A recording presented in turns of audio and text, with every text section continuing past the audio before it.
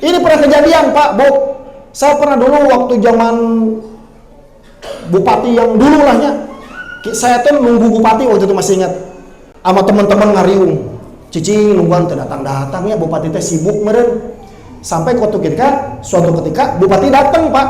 Ketika bupati datang pas adzan maghrib. Manggil bupati teh, "Hayu kadieu punten tos nungguan kadieu." Ya adzan maghrib. Belanyeng we ka bupati teh, rombongan teh. Saya jeung babaturan saya Pak. Staf Narama Abi. Saya masih ingat Jalmi Soleh. Bro, ibu bupati ngageroan. Iya, Allah ge ngageroan. Dekat masjid dekat bupati, saya. Kumaha tuh Agung bisa dicarekan, geus ka masjid we. Belanyeng we ka masjid salat heula, gabung jeung rombongan bupati teh dicarekan. Tapi ternyata susah. Ngajak ke masjid dibanding ngajak ke pimpinan. Bupati kita, semuanya bupati kita soleh. Tapi ketika itu memang sholatnya dipending. Tapi ada pilihan untuk sholat di awal. Itu seperti itu kejadian. Ya, kita lebih bergetar hatinya kalau dipanggil presiden daripada dipanggil Allah ketika azan. Betul ya? Kejadian yang lain, ada yang kerja di pabrik, tuk bikin sepatu, kain. Waktunya azan misalnya sholat nang kewe lah. Pake kalewat kunaon sieun ku supervisor, sieun ku bos, sieun ku manajer bisi dipotong gajinya. Siapa Tuhanmu sebetulnya? Man rebuka. Siapa Tuhanmu? Presiden, gubernur, bos pabrik? Ini harus kita pertanyakan. Dikira gampang taat kepada Nabi? Lah. Karena tantangan kita di zaman sekarang, kita ini lebih banyak berharap dan meminta kepada makhluk. Betul? Lapar, aduh kumaha itunya, aduh Pak Agung atuh BLT na mana? Pak Agung atuh abi teh kumaha diseur hutang teh bayarkeun atuh. Hah? Pak Agung abi kumaha? Macem-macem. Bu, Pak, pada malam abi nu sanesna teh panginten uninganya damel oge janten anggota dewan, tapi tenang abi di dieu moal bicara politik. Sepanjang abi janten anggota dewan, Pak, laporan teh aneh-aneh. Aya kejadian laporan Pak Agung bantu saya. Kenapa? Suami saya ngamuk ngacak-ngacak WC. Sok Bu, udah kumaha ngabantu anak. Betul. Saya bingung. Ternyata suaminya ada gangguan jiwa.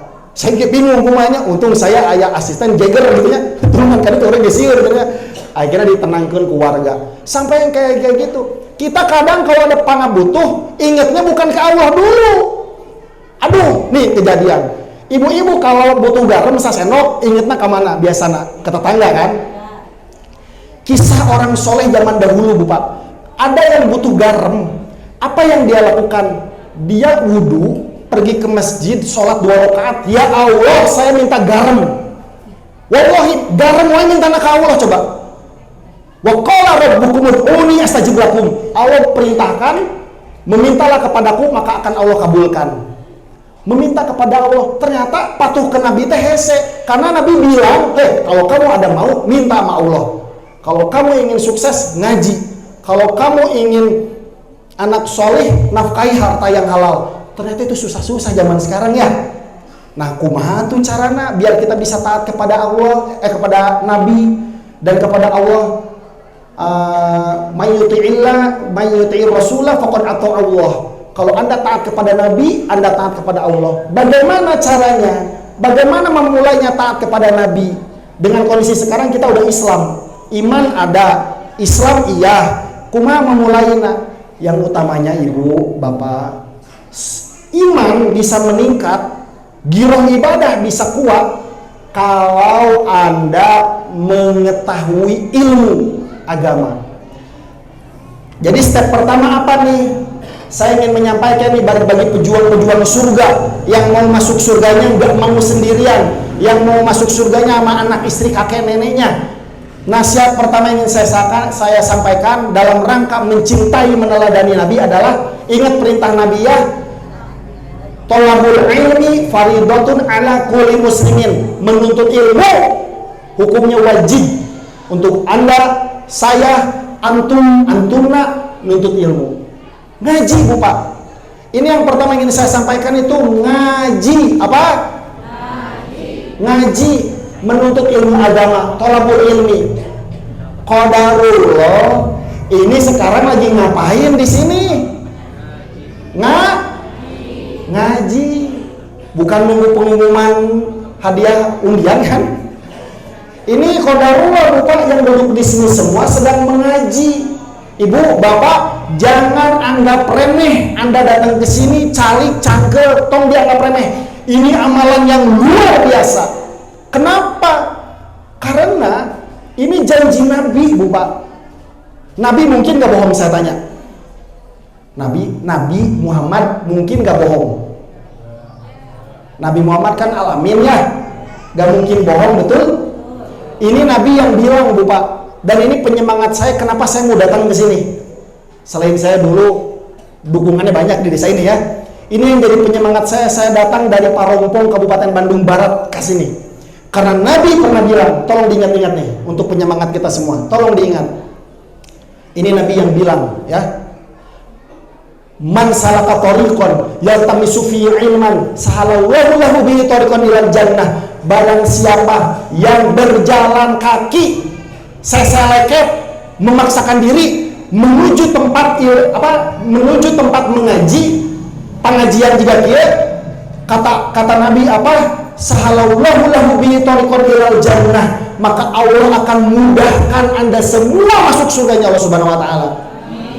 Jadi kalau mau masuk surga, tadi kan kata Nabi taat. Kalau mau mudah masuknya, ngaji. Apa? Ngaji. Kumaha siap Nabi kan mau istiqomah ngaji siap? Siap insya Allah. Kumaha barudak? Oh. Ngaji. Ini yang jadi pemahaman kebanyakan masyarakat. Pak Agung, saya mah gak usah ngaji, dah anak saya udah ngaji. Lah, ngaji wajib untuk semua muslim. Mau dia bupati, anggota dewan, petani, presiden, kepala dinas, wajib. Tong polong tong peda pejabat, orang mah geus beres, utama nu penting mah ini orang melayani masyarakat, tidak, Bapak. Ngaji adalah salah satu cara terbaik membuat orang waras. Saya politisi, karasa Bapak, lamun jauh di agama, gelo ku dunia, ku fasilitas segala rupa. Makanya cara abi waras dongkap ka dieu. Dan Nabi nuhunkeun ka Pak Haji F Sulaiman nya tos ngundang abi suatu kehormatan kangge abi. Jadi ngaji, apa keuntungan Anda ngaji coba selain mudah? Demot-demotnya keuntungan ngaji agama masuk surganya mudah. Masuk surganya? Emang ada masuk surga susah? Pak, ada kan masuk surga susah? Ada. Siapa itu yang masuk surga susah? Adalah dia yang wafat membawa dosa tanpa sempat bertobat. Muslim semuanya masuk surga, Bapak. Sepanjang dia tidak meninggalkan sholat, tidak musyrik, tara kadukun, tara jijimatan, tara ramal-ramalan, bersekutu jeung setan, jeung jin.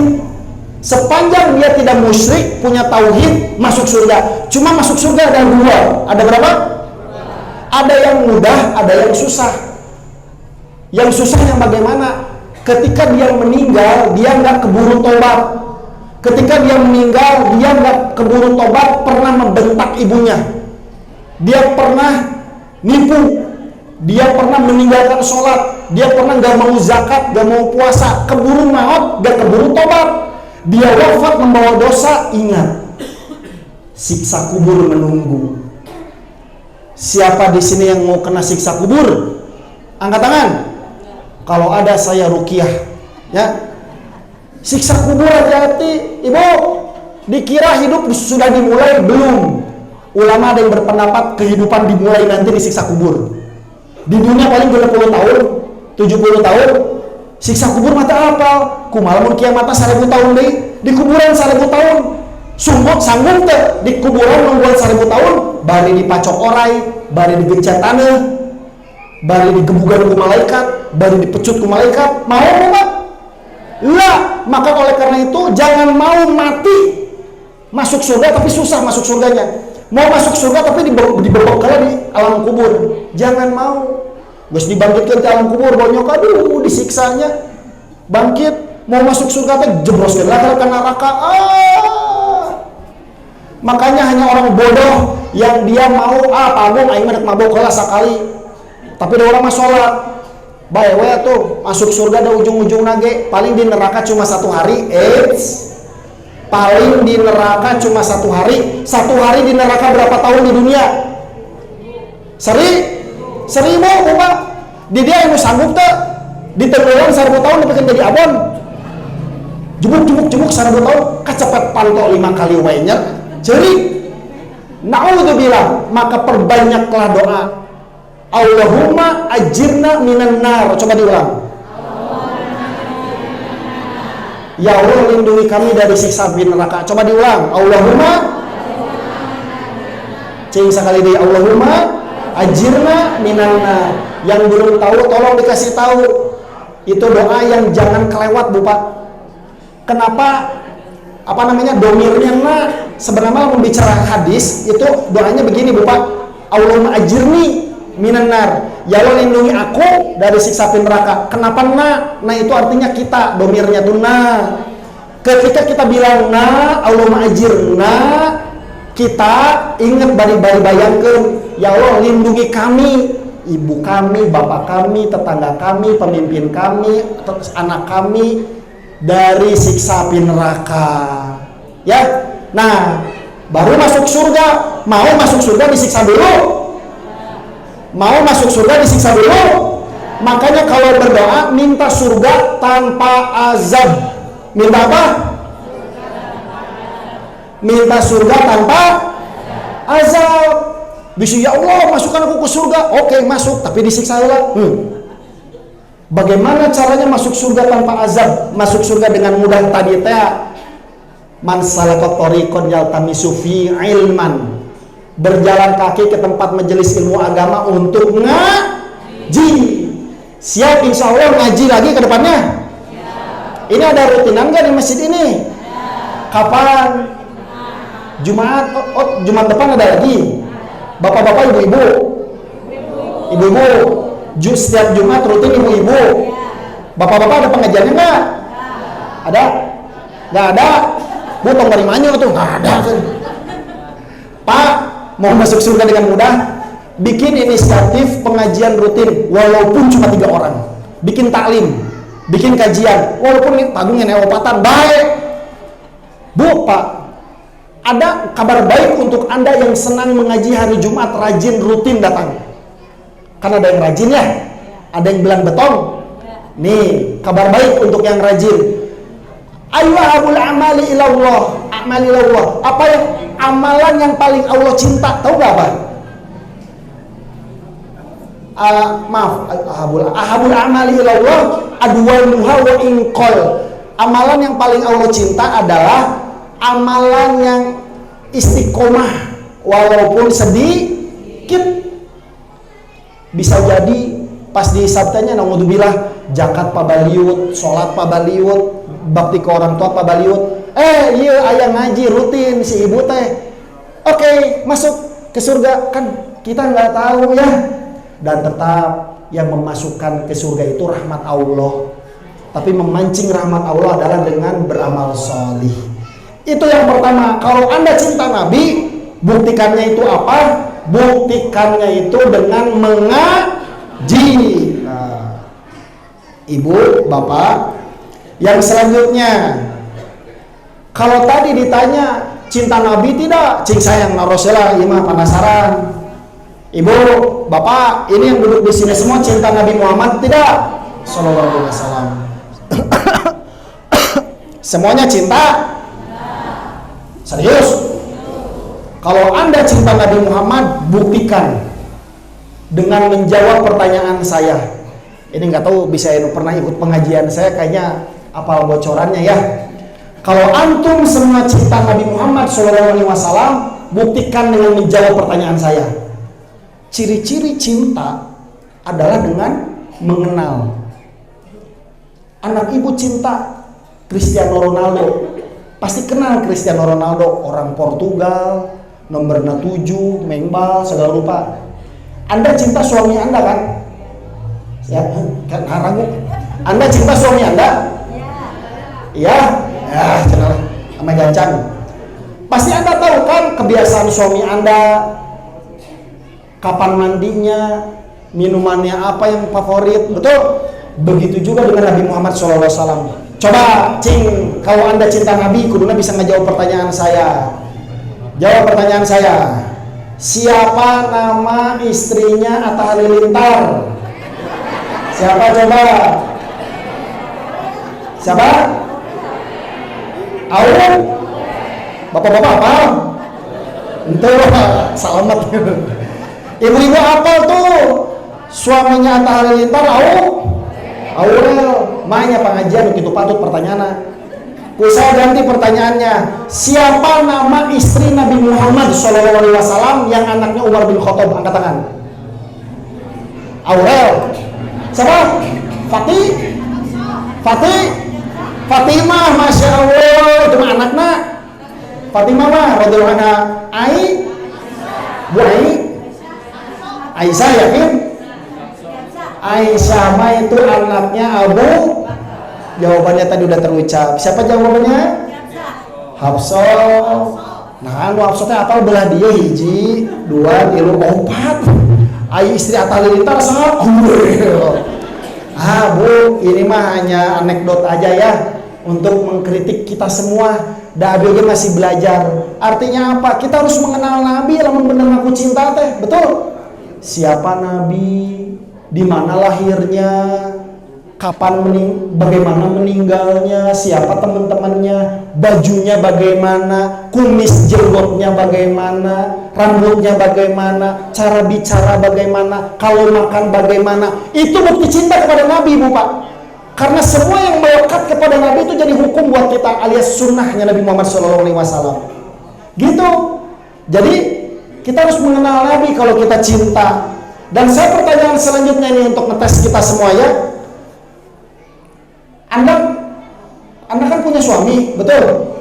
Punya ibu bapak, betul? Ibu, bapak, suami, anak, mana yang paling harus kita paling cintai?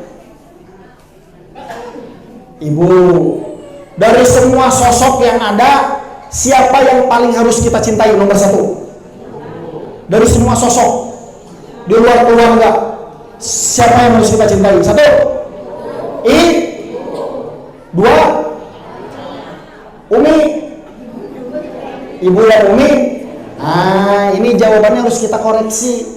Kalau nanti kita ditanya siapa sosok ya, bisa itu makhluk maupun yang menciptakan makhluk, yang paling harus kita cintai Allah dulu, betul? Kalau Allah mau menghilangkan kita mudah. Pertama, sosok yang harus kita cintai adalah Allah Subhanahu wa Ta'ala. Yang kedua siapa? Bibi. Yang kedua nabi-nabi. Siapa? Nabi Adam, Nabi Yusuf, Nabi lain juga ngomong. Yang kedua adalah Nabi Muhammad SAW. Itu Bapak, sebelum bicara ibu, bapak, anak, sosok yang harus kita paling cintai yang pertama Allah, yang kedua Nabi Muhammad SAW. Tolong dengarkan hadis ini. Ini dari hadis riwayat Muslim. Sekarang, la yu'minu ahadukum hatta akuna ahabba ilaihi min walidihi wa wan nasi ajmain. Seseorang tidak sempurna imannya, tidak sempurna iman seseorang hingga aku tuh nabinya, hingga aku Nabi Muhammad SAW dicintainya dan lebih dicintai daripada anak, orang tua dan manusia seluruhnya. Ini yang bilang Nabi, perintah Nabi. Nabi itu meni narsisnya, meni hayang dicintai. Apa jawabannya? Karena Nabi mau kita selamat. Sok bayangkan, lamun orang yang pertama kita cintai suami, pagung Nabi mah bisa hidup ku suami. Nafkah ku suami, aku tidak bisa hidup tanpa suami. Musyrik. Nanti pertanyaannya gimana kalau kita semua ditanya, man nabiyuka? Pas mau jawab Nabi Muhammad, kumaha mun jawabannya suami? Siapa nabimu? Suami. Tapi sebetulnya dalam hadis riwayat gak ada jawaban suami. Dalam riwayat itu disebutkannya kalau kita jauh dari Nabi, kalau kita malas sholawat, kalau kita tidak mengenal Nabi, tidak mengikuti sunnah-sunnah Nabi, man nabiyuka? Jawabannya apa? ha la adri. Itu yang ada di hadis. Coba diulang. Ha la adri. Artinya apa sih, Bu? Artinya adalah aku nggak tahu. Gila. Kan kita sudah menghafal di dunia. Betul? So, dulu pas pengawasan kubur kan ngafalin kan? Man rabbuka Allahu Rabbi, betul? Man nabiyuka Muhammad SAW, man dinuka Islam. Hafal kan semuanya? Hafal? Tapi ingat, di alam kubur yang menjauh itu bukan hafalan, tapi akhlak kita ketika di dunia, jamaah semuanya. Hati-hati. Pede tabung, abi menggesiap maut. Nah, gampang, man nabiyuka Muhammad SAW. Kalau dia jarang sholawat, kalau dia tidak kenal Nabi, jauh dari sunnah Nabi, contoh, cek Nabi teh makan pakai tangan kanan. Orang mau kain cawek mah orang blok gitu. Kemudian misalnya teh ada lagi, kalau sunnah Nabi contohnya, tutuplah aurat gitu kan ya. Orang mah bae we. Aman. Jilbub oke gitu nya, tahu jilbub? Pakai kurung tapi jenah-jenah gitu loh. Nah, ngalawannya Nabi gitu kan ya. Nah, jangan Bu Pak. Jenah-jenah lekukan tubuhnya kelihatan. Bukan pinggang. Maaf ya, ini harus disampaikan, dada pangus ditutupan, tapi lekukan itu harus ditutup Bu Pak, karena kami laki-laki itu berbahaya Pak. Bisinya terung gitu kan. Seperti itu. Nah, itu hati-hati ya. Jadi kita harus mencintai Nabi lebih daripada mencintai anak, istri dan semua manusia. Siap belajar mencintai Nabi seperti itu? Siap. Semoga kita menjadi golongan umat Nabi Muhammad yang selamat. Amin. Nah, seperti itu ya. Bagaimana ciri-ciri lain kita mencintai Nabi? Satu, mengenal Nabi, mencintai Nabi, dan juga tolong Bu Pak, bela martabat Nabi Muhammad SAW. Ini di Eropa nih sedang kejadian orang-orang ateis yang gak beragama menghina Nabi. Di Prancis Nabi Muhammad itu digambar Bapak. Di Prancis Nabi Muhammad digambar. Orang Nasrani kalau Tuhannya digambar dia gak marah. Tapi kalau kita Bapak, kita harus geram. Jangan diam. Pun tadi masalah harga diri umat Islam. Kenapa Nabi gak boleh digambar coba? Walaupun dalam hadis diriwayatkan, dijelaskan Nabi itu rambutnya ikal, tingginya tidak pendek, tidak jangkung, kemudian bibirnya merah dan lain sebagainya. Ada Bu di hadis. Tapi kenapa jangan digambar? Kenapa? Karena kita takut terjadi penyimpangan dari gambarnya Nabi. Aya nu mirip langsung diskultuskeun. Oh, juga Nabi. Gitu kan? Sekarang aja umat Nasrani itu bingung Bu Pak sebetulnya. Dari wajah Yesus itu yang benar yang mana? Karena di Afrika Yesus itu kulit hitam, di Amerika Yesus itu kulit putih, di Cina Yesus itu kulit kuning. Makanya jangan. Dan dulu zaman Nabi Nuh Bu Pak, ini kita bahas sedikit tentang gambar ya, biar paham kenapa Nabi Muhammad jangan digambar.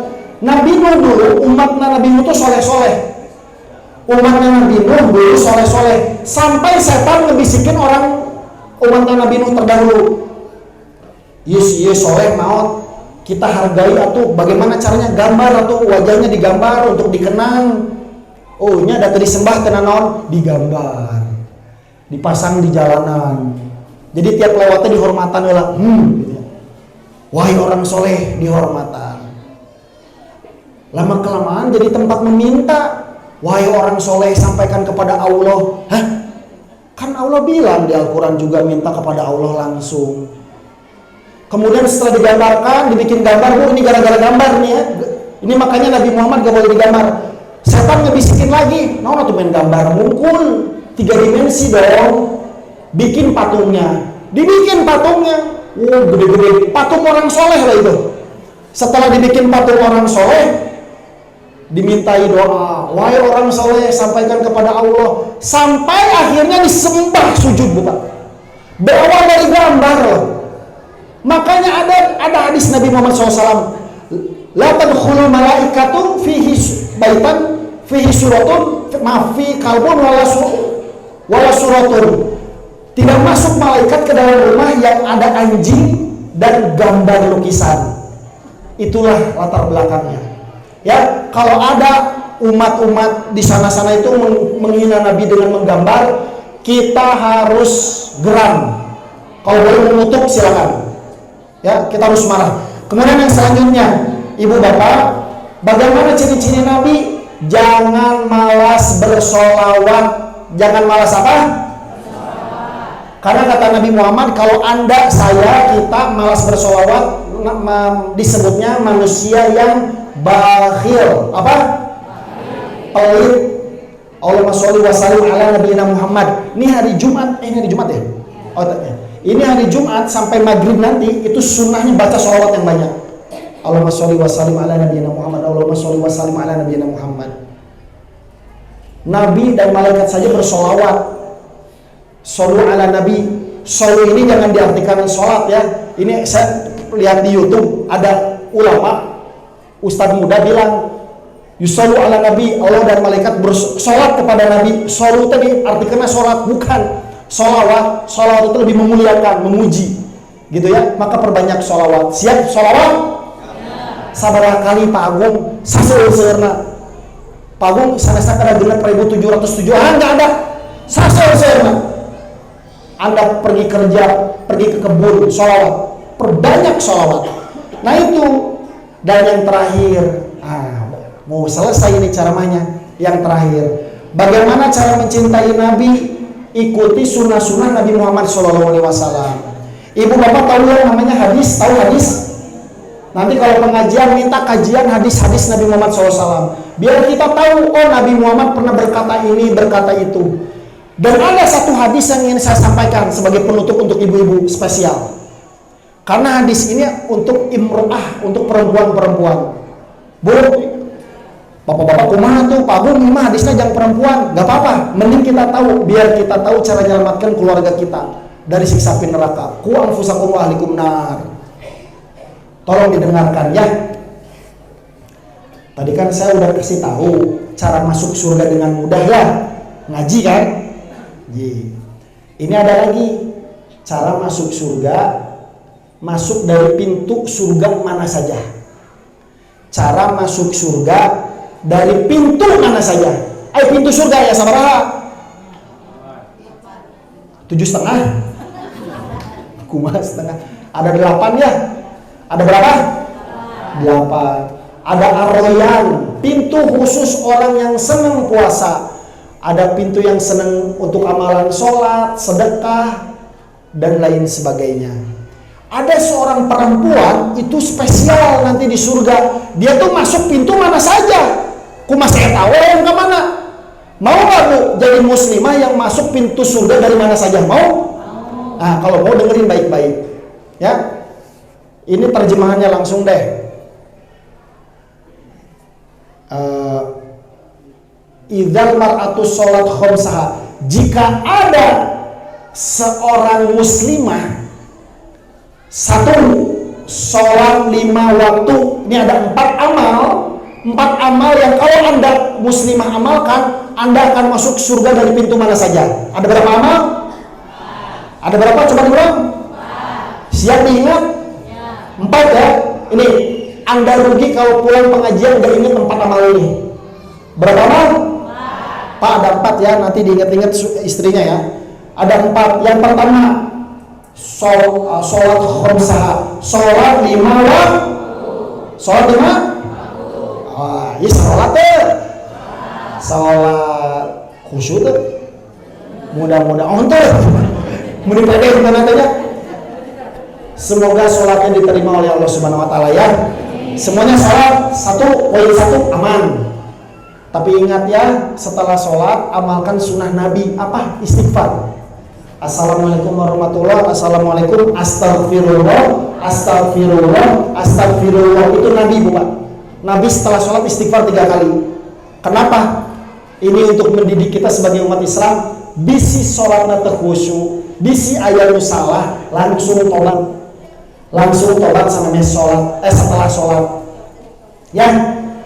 Karena ada Bapak fawailul lil musall alladzina hum Karena ada orang yang sholat celaka, komunitas sholat. Yang bagaimana yang celakanya? Yang sholatnya lalai. Nabi juga menyebutkan ada yang sholat 60 tahun, katolak sholatnya, takbirnya benar, rukunya salah, sujudnya benar, itidalnya salah. Naudzubillah. Maka senantiasa perbaiki sholat. Satu, sholat 5 waktu. Yang kedua, puasa di bulan Ramadan. Puasa teh. Bapak-bapak puasa. Ningali wajah-wajah mah wajah-wajah soleh, insya Allah puasa. Pertanyaannya udah pada bayar utang belum? Hah, belum? Iya, udah pada utang sametan puasa Ramadan, tos bayar belum? Sudah dibayar puasanya, utangnya? Dibayar dulu bisa keburu maut. Ningali rarai-rarai mah tapi marah termukul ya teh. Sami yang beri maut teh. Ya, hati-hati. Masa mau saya panggil debt kolektor ngetuk rumah, tok, bayar utang. Utang puasa, ya. Siap ya bayar utang puasa Ramadan ya. Heulakeun puasa Ramadan Bu, sebelum sholat puasa sunnah yang lain. Hiji, sholat 5 waktu. 2, puasa bulan Ramadan. 3, tidak berzina. Apa? Tidak berzina. Saya hampir yakin di sini mah nggak ada yang berzina. Cuma asal muasal dosa zina itu dari mana? Ini riset saya. Dari perempuan tidak mau menjaga dirinya, menggunakan hijab yang benar. Berhijablah dengan benar untuk menghindari dosa zina. Alhamdulillah saraya kerudungnya. Ibu, kerudung yang benar itu kerudung yang menggunakan gamis menjulur ke bawah, menjulur. Kemudian apa tuh yang di kepala tuh hijabnya? Kerudungnya itu yang menutup dada dan bokong. So, bapak-bapak pangmeserkeun atuh datang memang rada mahalnya dari gedenya. Di modalan ya ibu-ibuna yang menutup dada dan bokong. Anu teu acan teu sawios, masih aya waktunya. Insyaallah mudah-mudahan teu enjing kiamatna. Seperti itu. Dibantu, Pak. Tolong siapkan uangnya. Kalau mau masuk surga bersama-sama. Karena sekarang kan masih ada ahwat-ahwatnya anak-anak muda. Luhurna kerudungan, handapna sontong bunga. Ayahnya di TV, aduh entong atuh. Jadi jaga kerudung. Juga ibu tolong jangan berkhulwat. Termasuk bapak-bapak juga. Jangan WA-an paduduaan jeung non mahram batur istri tetangga. Jangan. Ya. Paduduaan itu sekarang mah bukan paduduaan di kebun nyumput non mahram, enggak. Sekarang berdua-duaan bisa di handphone, itu pun dihindari. Jaga perasaan suami, termasuk suami, jaga perasaan istri. Jaga jarak kalau berhubungan dengan perempuan non mahram. Kalau bersalaman tong pantel-antel. Ibu saya kan baru masuk DPRD provinsi, kan beda-beda di dinya tanya. Abi mau salaman kieu, tapi mau nyantok gitu ya wae.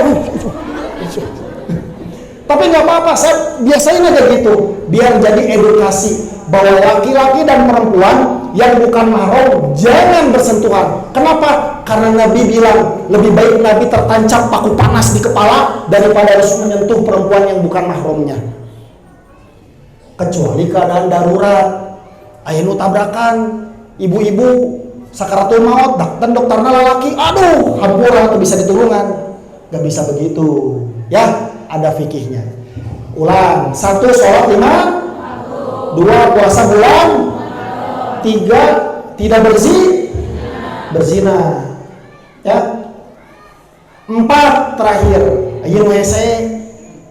Kebanyakan ngejeblosin muslimah ke neraka. Tapi insya Allah semoga Allah melindungi Anda semua ya. Yang keempat terakhir itu apa? Patuh pada suami. Ibu, punten, amal soleh itu bukan hanya haji, umroh, zakat, puasa. Lah, Anda bikin kopi untuk suami, atau pahalanya gede. Anda bikin nasi goreng untuk suami, itu pahalanya gede, Pak. Nyiapkan sajadah, baju, jam kerja, wallahi pahalanya gede. Kenapa? Itu bukti bakti kepada suami. Ya, bersabarlah ketika Anda memiliki suami yang tidak sempurna. Dan wal ayah sok akhirnya itu punya suami banyak keluhan, ceraikan, cari suami yang lebih baik, yang sempurna. Oh, yang sempurna mah. Saya aja seorang suami, kekurangan saya banyak. Cuma Allah tutup hijab anak aib saya. Gak ada yang sempurna Bu Pak. Kalau bisa Pagung abdi teh kumaha rumah tangga teh tos oyang, saran saya Pagung abdi teh rumah tangga oyang abdi teh tos kolot kumaha, saran abinya Bu Pak, pertahankan rumah tangga. Khidmat sebaik-baiknya. Anda servis sebaik-baiknya, muncrat. Servis sebaik-baiknya suami Anda, ya. Kenapa? Karena wafat dengan status suami, memiliki suami dan berbakti kepada suami itu dapat amalan 4 yang tadi. Ada loh Bu Pak, seorang perempuan, ini kisah nyata ya, perempuannya itu disabilitas, ada kekurangan, pengen punya suami, padahal dia orang kaya, pada nggak mau, sampai dia bilang, jadilah suami saya. Kah santri solehnya datang, santri soleh, punten, tolong jadi suami abi, tolong. Wiyos, abi mah tak ada disentuh, tak ada dipasien nafkah biologis, wiyos. Yang penting saya melayani suami dan saya mati dalam kondisi melayani suami. Saking hayang pahala tadi ngabelaan bae boga suami tadi cabak oge, nu penting abi melayani suami. Itu ciri-ciri wanita soleha. Jadi kalau Anda punya suami tidak sempurna, sabar.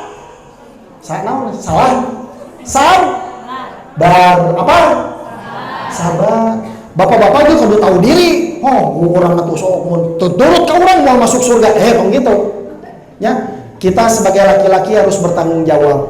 Anda dan saya bakal ditanya berapa hadis yang sudah diajarkan kepada istri, harta yang disampaikan halal atau tidak, berapa kali kita mendidik anak istri untuk sholat, itu bakal ditanya Pak. Ini istri-istri sama anak-anak mau merekedewang gitunya bikin dosa untuk paruh orang kan udah beberapa nama. Jangan dikira jadi suami enak Bu Pak, kami bakal diminta pertanggungjawaban lebih daripada Anda semua. Oleh karena itu mari suami, saya doakan para bapak-bapak di sini diberikan kemudahan untuk mencari rezeki yang halal, thayyib dan melimpah. Yang bisnis, kebon, apapun itu semoga rezekinya melimpah halal, thayyib. Semoga bapak-bapak juga diberi kekuatan menjadi pemimpin keluarga yang soleh, yang sholatnya berjamaah di masjid. Amin. Ibu-ibu, semoga ibu-ibu dimudahkan mengamalkan 4 sunnah tadi. 1, sholat 5, 2, 3, 4, hafal, sampaikan ke anak istri minantu ame ngamalkeunnya, ame jantan pahala deui. Aduh, seupeuh nyariosna atos 45 menit. Ini juga mau maghrib ya, udah jam 5. Ibu, bapak, palawargi kasepuhan Nabi nu kabepikanya, panginten segitu yang bisa saya sampaikan. Saya mohon maaf jika ada kesalahan dalam bertutur kata. Lain kali ke depannya kalau mau ngundang lagi Pak Hajinya jangan sungkan, diulang aja. Sepanjang gak bentrok saya usahakan datang. Kalau semuanya mohon dibantu, kita lagi berdakwah digital juga. Tolong di follow akun Instagram, TikTok, Facebook atas nama Agung Yang Susan. Apa Bu Pak? Agung Yang Susan. Sok ditungguan. Saya jarang buka WA, tapi kalau TikTok, Instagram itu kadang saya baca DM-nya. Kalau ada permasalahan terkait agama, politik, boleh kita ngobrol di sana. Bahkan kemarin yang curhat, Pak Agung, saya mau cerai sama suami saya. Keula ceritanya. Nah, masalahnya kita diskusi di sana ya. Insya Allah siap di follow, like and subscribe. Nah, jadi zaman ini tanya cara mata. No penting mah daya gaung dakwahnya melebar. Ya. Hapunten daya kelepatan ibu, orang tutup jumpa kita dengan doa kifaratul majelis. Ini sunnahnya dari Nabi yang mudah-mudahan doa ini menggugurkan dosa kita semua ya. Sudah apa belum doanya? Belum? So sasarangannya bacaan nanti kieu. Subhanakallahumma wa bihamdika asyhadu an la ilaha illa anta astaghfiruka wa atubu ilaik.